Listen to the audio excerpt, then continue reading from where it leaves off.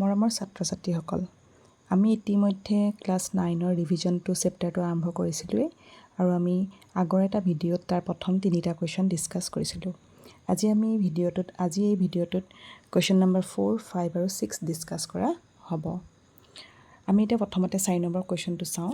4 number কুৱেশ্যনটোত কি দিয়া আছে যে the edge and corresponding height of a triangular glass placed over a table are 120 cm and 80 cm ৰেছপেক্টিভলি।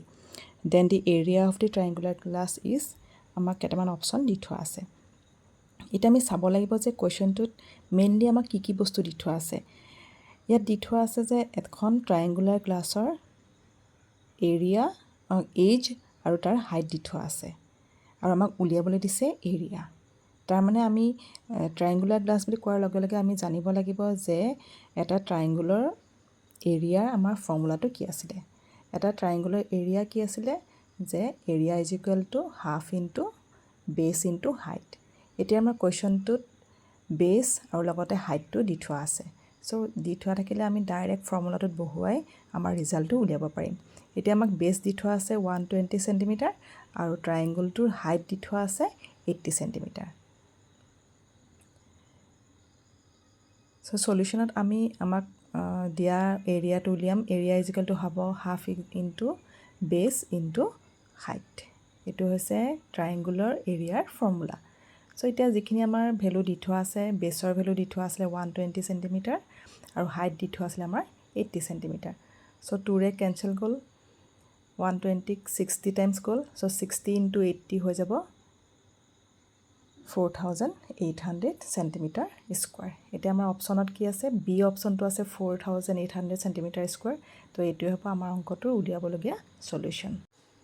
এতিয়া আমি আহিছোঁ কুৱেশ্যন নম্বৰ 5লৈ। কুৱেশ্যন নম্বৰ 5টো দি থোৱা আছে যে the area of a triangle and one of its sides are 48 centimeter square and 8 centimeter respectively. Then corresponding height of the triangle is. এই প্ৰব্লেমটো আমি আগত কৰি অহা প্ৰব্লেমটোৰ সৈতে একেই। ইয়াত আমাক কি কি দি থোৱা আছে যে এটা ট্ৰাইংগুলৰ এৰিয়া দি থোৱা আছে আৰু লগতে তাৰ এটা ছাইডো দি থোৱা আছে। তেতিয়াহ'লে আমি ইয়াত উলিয়াব লাগে কি ট্ৰাইংগুলটোৰ হাইট। চ' যিকেইটা বস্তু আমাক দি থোৱা আছে, আমি যিহেতু এৰিয়া দি থোৱা আছে, তো আমি ডাইৰেক্টলি ইয়াত কোনটো ফৰ্মুলা এপ্লাই কৰিম, এৰিয়া ফৰ্মুলাটো। এৰিয়া ইজ ইকুৱেল টু কৈ আহিছোঁ half into base into height. So' সেইটো ফৰ্মুলা এপ্লাই কৰিলে আমি আমাৰ যিটো হাইট উলিয়াব দিছে সেইটো আমাৰ উলিয়াব পাৰিম। চ' আমি চলিউশ্যনত লিখি ল'লোঁ আমাক দি থোৱাখিনি। এতিয়া আমি জানো area is equal to half into base into height. So' area হ'ব 48, বেছ হ'ব আমাৰ 8। তেতিয়াহ'লে এইটো আমাৰ কি হৈ যাব 48 ইনটু 2 ক্ৰছ প্ৰডাক্ট, ইফালে হ'ব 8 ইনটু হাইট। ত' হাইট হৈ যাব 48 ইনটু 2 ডিভাইডেড বাই 8।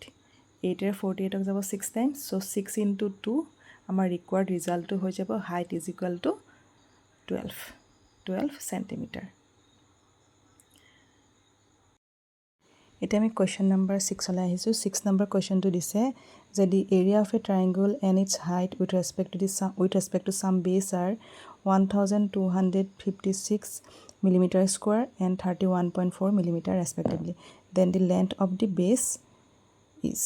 আমাক তাৰ কেইটামান অপশ্যন দি দিছে। ইয়াতো আমি একেটা ধৰণে কৰিব লাগিব, এৰিয়াৰ ফৰ্মুলাটোৱে ইউজ কৰিব লাগিব। Area is equal to half into base into height. এতিয়া আমাক যিকেইটা দি থোৱা আছে সেইখিনি আমি পাতি ল'লোঁ, এৰিয়া পাতি ল'লোঁ, হাইট পাতি ল'লোঁ। চ' এতিয়া নেক্সট আমাৰ formula area is equal to half into height into বেছ। জাষ্ট আমি ইয়াত ভেলুখিনি পুট কৰিছোঁ। তাৰপিছত বেছ হৈ যাব আমাৰ 1256 ইনটু 2 ডিভাইডেড বাই 31.4। এতিয়া আমি নেক্সট ষ্টেপত 31.4টো আমি লিখিব পাৰিম 314 ডিভাইডেড বাই 10 লিখিব পাৰিম। এতিয়া আমাৰ 314ে 1256 4 টাইম কেঞ্চেল যাব। তেতিয়া আমাৰ যিখিনি বাকী থাকিলে সেইখিনি আমি মাল্টিপ্লাই কৰিলে পাই যাম বেছ ইজ ইকুৱেল টু 80 মিলিমিটাৰ। চ' আমাৰ সেইটো আমাৰ অপশ্যনত আছেই। অপশ্যন হৈ যাব বেছ ইজ ইকুৱেল টু 80। চলিউশ্যনখিনি তোমালোকে বুজি পালানে? আৰু যদি কিবা অসুবিধা পোৱা তোমালোকে মোক সুধিবা। Thank U.